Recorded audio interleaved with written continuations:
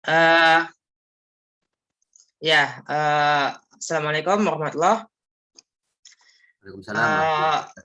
Halo semuanya, teman-teman viewers. Jumpa lagi di channel saya, Kacamata Bang Imad. Kita kali ini kedatangan tamu lagi di acara program Ruang Tamu Bang Imad. Sekarang Wadek satu ya Pak? Ya, Wadek betul, 1 FISIP UIN Jakarta, Dr. Ahmad Bakir Ihsan. Gimana kabarnya Pak? Alhamdulillah baik, sehat. Ya, Sehat juga ya. ya, kita ingin membicarakan sedikit tentang mahasiswa yang terlalu lama kuliah gitu ya. Ini terutama strata 1 atau di bawah ya, undergraduate lah ya, sebelum pasca. Nah, ada anggapan kalau sebagian anggapan ya, ini orang-orang yang tertentu gitu menganggap kalau mahasiswa kelamaan kan mahasiswa ini kan bayar gitu ya. Berarti kampus dapat untung dong. Nah, ternyata kan kampus tuh tidak mendapatkan keuntungan apa-apa dari mahasiswa yang terlalu lama gitu ya. Nah, bisa dijelaskan nggak Pak, kenapa kok kampus kok nggak dapat keuntungan gitu, malah rugi dengan mahasiswa yang terlalu lama? Ya, pertama bahwa kampus itu kan punya target ya, punya target dalam konteks pendidikan. Itu kan sama dengan kalau kita nanam pohon, itu kan punya target sekian bulan atau 1 tahun atau 4 tahun bisa metik hasilnya kayak gitu. Kampus juga seperti itu. Jadi target mahasiswa itu 4 tahun atau 8 semester sudah selesai. Nah, artinya kalau tidak selesai itu kan rugi sebenarnya. Kalau buah yang seharusnya dipetik pada pada periode 4 tahun misalnya, kalau melewati waktu kan paling busuk kan kayak gitu. Jadi nggak bagus lagi lah intinya, kualitasnya kurang gitu loh. Nah, begitu juga dalam dunia pendidikan. Jadi mahasiswa itu kan dari awal sudah punya target. Ada target semester 1, semester 2 sampai semester 8 itu wisuda, itu kan target. Target itu akan bagus ketika tercapai sesuai dengan planning yang diberikan. Kalau berlebih kan otomatis bagi kampus menjadi kurang baik ya. Karena penilaian terhadap kualitas kampus juga dilihat dari sejauh mana kampus mampu memfasilitasi termasuk dalam hal pendidikan atau perkuliahan mahasiswa itu bisa selesai sesuai dengan waktu yang ditargetkan 4 tahun itu. Jadi walaupun ada waktu sampai 7 tahun atau 14 semester itu sebenarnya bukan target utama. Jadi target utama itu adalah 4 tahun, 8 semester. Dan itu sebenarnya mahasiswa kebanyakan pasti ingin cepat selesai kan sesuai dengan targetnya. Jadi itu kenapa kampus menjadi rugi dari keberadaan mahasiswa yang melebihi dari batas waktu yang sudah ditentukan. Karena itu secara perencanaan sudah tidak bagus, melampaui dari target yang diinginkan, yang diharapkan. Itu kerugiannya di situ. Gitu, baik. Nah, kalau ada yang memberikan sugesti, ini salah satu dosen juga ya, saya sempat baca di media sosial dia mengatakan jangan juga terlalu terburu-buru gitu. Misalnya lulus 3,5 tahun tapi tidak punya persiapan ke depannya. Nah, itu gimana tuh Pak terkait hal itu? Ya, sebagai sebuah perencanaan tadi saya sampaikan bahwa dalam 3,5 tahun atau 4 tahun bisa selesai itu sebenarnya tahapan-tahapannya sudah ada semua. Pertama dari pencapaian sejauh mana kemampuan mahasiswa dalam memahami teori-teori yang diberikan atau disiplin ilmu yang dipelajari. Itu kan ada tingkatan-tingkatannya. Jadi semester awal baru pengantar, semester 2, terus 3, 4 dan selanjutnya itu adalah proses yang sebenarnya saling terkait dan diharapkan nantinya ketika dia menyelesaikan perkuliahan sudah memiliki bekal yang cukup untuk kemudian terjun di tengah masyarakat atau di dunia kerja atau melanjutkan studinya. Jadi semuanya sudah ada standar ya, standar tersendiri bahwa dia kemudian belum maksimal itu juga menjadi evaluasi dari lembaga pendidikan. Kenapa tidak maksimal misalnya? Karena kalau dari segi fasilitas misalnya di perguruan tinggi kan ada perpustakaan, Ada juga ada penasihat akademik. Nah, penasihat akademik itu sebenarnya salah satu bagian yang menginginkan mahasiswa itu bisa mencapai target sesuai dengan waktu yang ditentukan. Artinya ketika mahasiswa belum mampu mencapai itu, ada sesuatu yang perlu diperbaiki, karena itu perlu evaluasi. Dan itu kita lakukan terus kan dalam proses pendidikan itu. Evaluasi setiap semester, baik dari segi, kalau evaluasi terhadap kemampuan mahasiswa kan jelas ya dari hasil perkuliahannya, nilainya misalnya bisa dilihat. Kalau nilainya di bawah 3 berarti kan ada masalah. Nah, disinilah peran misalnya penasihat akademik untuk memberikan jalan atau membimbing agar mahasiswa bisa selesai tepat waktu dengan kualitas yang bagus.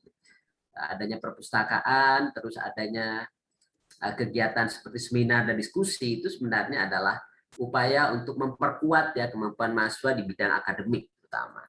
Tentu tidak menutup kemungkinan kemudian mahasiswa juga aktif di kegiatan-kegiatan yang mendukung terhadap potensi yang dimilikinya, karena di kampus kan juga ada kegiatan-kegiatan yang dikembangkan baik dalam bentuk kelompok studi maupun kegiatan-kegiatan lain yang kira-kira menjadi kekuatan bagi mahasiswa. Kan setiap mahasiswa punya kecenderungan yang berbeda-beda.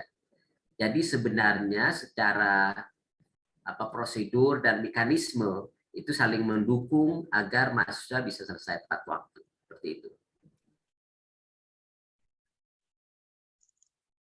Iya, sangat mencerahkan sekali, Mbak Bakir ini.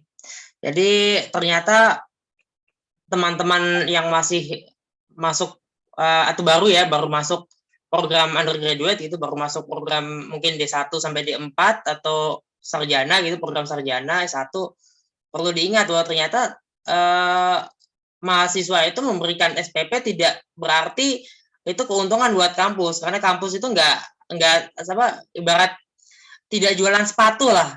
Kalau sepatunya habis kan, tapi ini kampus itu memiliki perencanaan besar gitu kan, ingin malah justru ibaratnya adalah tadi tanaman ya, kalau sudah waktunya panen kan harusnya panen, bukan kelamaan seperti itu. Barangkali begitu cukup ya untuk kali ini, atau mau ada bahasan lain kira-kira terkait dengan studi ini Pak Bakir, misalnya supaya mahasiswa bisa selain lulus tepat waktu bisa mempersiapkan diri untuk dunia kerja gitu misalnya. Ya, jadi begini, dari beberapa pengalaman itu, beberapa mahasiswa yang melewati batas waktu tadi, yang seharusnya selesai semester 8, karena semester 8 itu kan tinggal skripsi ya, tinggal tugas akhir sebenarnya. Skripsi juga kalau dikerjakan serius ya sebulan udah selesai sebenarnya. Kalau serius artinya dari awal sebenarnya kan sudah disiapkan. Misalnya semester 7 itu sudah selesai semester 7 sebenarnya semua mahasiswa itu sudah punya proposal skripsi. Artinya proposal skripsi yang sudah siap melakukan penelitian di semester 8 dengan bimbingan dosen. Kalau dia intens ya bisa wisuda semester 8. Nah, dari pengalaman yang ada memang banyak faktor ya, mungkin mahasiswa godaannya banyak.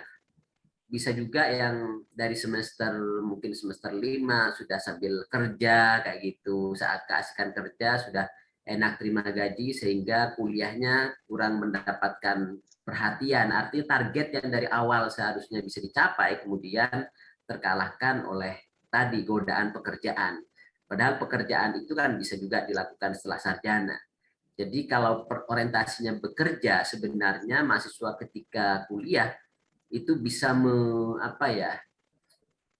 itu masa di mana mahasiswa membekali diri untuk kemudian mendapatkan pekerjaan yang lebih bagus. Sama dengan panah lah, kalau kita memanah itu kan anak panah kan harus tarik ke belakang agar punya kekuatan lesat yang cukup kuat. Sama dengan kuliah sebenarnya. Kalau orientasinya pekerjaan setelah kuliah, maka sebenarnya selama perkuliahan itulah yang seharusnya dimaksimalkan secara baik dengan nilai yang bagus sehingga nanti setelah selesai pada waktu yang sudah ditentukan itu mendapatkan pekerjaan yang baik, pekerjaan dalam banyak hal tentu. Jadi proses pembekalan inilah yang dimaksimalkan, karena dalam pekerjaan juga kan nanti dilihat misalnya nilainya bagus atau selesai kuliahnya apakah sesuai target atau tidak, itu kan mencerminkan bagaimana manajemen diri, misalnya manajemen menata terhadap program yang sudah dirancang. Kalau selesainya sampai 7 tahun atau 14 semester kan itu melebihi target, artinya dalam manajemen juga bisa dinilai kurang bagus. Jadi banyak hal sebenarnya yang bisa dilakukan untuk kemudian memotivasi diri, khususnya mahasiswa baru nih. Mahasiswa baru untuk tetap merawat semangatnya untuk bisa kuliah secara maksimal, mendapatkan ilmu pengetahuan yang maksimal, teori-teori yang banyak untuk kemudian diterapkan nanti dalam konteks sesuai dengan disiplin ilmunya. Jadi itu yang harus dirawat. Memang godaannya banyak ya, godaannya banyak, tetapi godaan-godaan itu kan seharusnya memperkuat diri, menjadi tantangan untuk menguaskan diri. Sama dengan pohon lah, pohon itu kalau diterpa angin semakin kencang, maka dia menguatkan akarnya sebenarnya. Sama tantangan saat ini kalau mahasiswa tertantang oleh pekerjaan dan lainnya, seharusnya tidak kemudian mengalahkan kuliah, karena kuliah ini adalah tadi bekal yang akan memperkuat akar pengetahuan untuk kemudian tampil setelah wisuda, tampil di tengah masyarakat dengan disiplin ilmu yang dimilikinya. Nah ini yang perlu ditekankan ya, karena kalau dari pengalaman saya mengajar, sebenarnya mahasiswa itu punya semangat untuk cepat selesai ya, selesai sesuai dengan target waktu, karena tapi seringkali kan semangat itu kan kayak kayak keimanan, jadi naik turunnya labil gitu loh, tergantung bagaimana kemudian dia bergaul dengan siapa, itu juga menentukan ya. Kalau pergaulannya dengan mahasiswa-mahasiswa yang kedaluarsa ya kemudian tergoda untuk tidak menyelesaikan tepat waktu. Karena itu pandai-pandailah memilih teman untuk bersama-sama mencapai meraih yang terbaik dalam proses perkuliahan. Dan tidak kalah pentingnya tentu yang bisa menjadi motivasi adalah ketika kita mampu menyelesaikan perkuliahan tepat waktu dengan nilai yang bagus, maka kebahagiaan itu bukan hanya milik kita, tapi ada orang tua, tetangga, dan lain-lain yang kemudian bisa memunculkan motivasi untuk melanjutkan anak-anaknya atau saudara-saudaranya pada lembaga yang sama. Jadi banyak positifnya sebenarnya, dan itu bisa menjadi motivasi. Itu. Sudah sangat mencerahkan ya teman-teman semuanya, juga untuk adik-adik yang baru masuk program sarjana ini, karena sudah menjelang awal tahun akademik ya, tanggal 1 ya Pak Bakri ya? Ya, besok. Tanggal 1 besok sudah apa namanya, sudah masuk program sarjana, mulai perkuliahan di UIN Jakarta. Ya itu harus bisa bersemangat adik-adik ini, mahasiswa ini ya. Pesan ini, ada pesan khusus lagi nggak Pak Bakri untuk mahasiswa baru ini, terutama yang mengambil program-program studi yang cenderung general ya, seperti ilmu politik gitu. Kadang-kadang orang mengambil lebih cenderung mengambil program yang dikatakan ya tanda kutip ketahuan kerjanya apa gitu kan, misalnya keguruan atau di kedokteran itu kan dianggap kalau masuk kedokteran kan sudah pasti tanda kutip ya jadi dokter, walaupun belum tentu juga gitu. Atau gimana itu Pak Bakir, coba untuk menyemangati Ya yang dari awal kan kita punya pilihan, walaupun mungkin sebagian mahasiswa memilih jurusan tertentu hanya karena pengaruh teman, tetapi juga ada yang memang punya keinginan kuat untuk mendalami ilmu politik, misalnya dia nanti bisa menjadi politisi, bisa menjadi pengamat, peneliti, analis, dan atau kerja di pemerintahan dan lainnya. Dan yang penting yang pasti bahwa masing-masing disiplin ilmu yang dikembangkan di perguruan tinggi itu sesuai dengan kebutuhan masyarakat. Jadi perguruan tinggi, program studi itu kan dibangun karena memang ada kebutuhan masyarakat di situ. Karena itu jangan pernah khawatir kemudian kehilangan tujuan, karena dari awal masuk kuliah sebenarnya sudah ada ada gambaran, walaupun mungkin awalnya remang-remang, tetapi ketika kuliah maka sedikit banyak akan semakin terang sebenarnya arah kemana yang akan dituju. Karena itu jangan pernah lelah, jangan pernah merasa capek untuk berkomunikasi, berdiskusi, menanyakan hal-hal yang bisa mendorong terhadap atau memotivasi terhadap semangat untuk belajar dan mendapatkan nilai lebih dari proses pembelajaran itu. Jadi berpikirnya harus out of the box gitu. Jadi boleh yang konvensional, tapi lebih dari itu karena sekarang kan tantangannya luar biasa, sehingga nanti sarjana ilmu politik juga punya kemampuan lain, misalnya karena sekarang zamannya media sosial, misalnya bagaimana kemudian memasarkan dalam tanda kutip sebagai bagian dari untuk memanfaatkan ilmu yang kita miliki lewat media sosial misalnya. Jadi banyak hal-hal yang bisa dikreasi di tengah tantangan yang luar biasa. Jadi semakin tertantang, seharusnya semakin semangat untuk bisa mendalami beragam disiplin ilmu, termasuk ilmu politik. Kalau divisi pada sosiologi juga ada hubungan internasional. Jadi masing-masing itu hadir karena adanya kebutuhan masyarakat. Karena itu pastikan bahwa kita dibutuhkan oleh masyarakat karena ilmu yang kita dapatkan. Dan itu akan cepat dinikmati oleh masyarakat kalau mahasiswa bisa selesai tepat waktu. Jadi perjalanan waktu ini juga ditunggu oleh masyarakat. Kalau berlama-lama ya masyarakatnya capek menunggunya. Jadi karena itu selesailah tepat waktu untuk bermanfaat dari kepentingan orang banyak. Saya kira itu. Ya, baiklah. Sangat menginspirasi sekali dari Pak Wadek ini.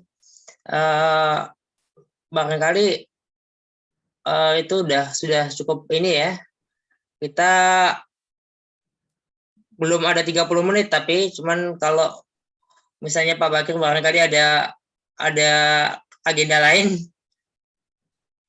Oh iya, silakan aja. Jadi nanti komunikasi juga bisa Ya, dengan saya. jadi nanti Sejauh yang saya tahu tentang pengalaman saya sebagai wakil dekan, sebelumnya wakil dekan bidang administrasi keuangan dan sekarang bidang akademik, ya kita bertukar pikiran lah sebenarnya. Apa ya, kalau kemampuan saya sendiri ya di bidang pengajaran sebagai dosen, karena dulu orang tua saya juga guru, jadi ingin agar semuanya bisa mengenyam pendidikan sesuai dengan target dan bermanfaat bagi orang banyak. Saya kira itu dari saya. Terima kasih. Ya, terima kasih banyak nih Pak Bakir atas waktunya. Begitu teman-teman, cukup kiranya episode kali ini. Terima kasih buat Pak Bakir, terima kasih banyak, dan buat teman-teman untuk sudah menyaksikan dan untuk mensubscribe channel ini, terima kasih banyak semuanya. Salam.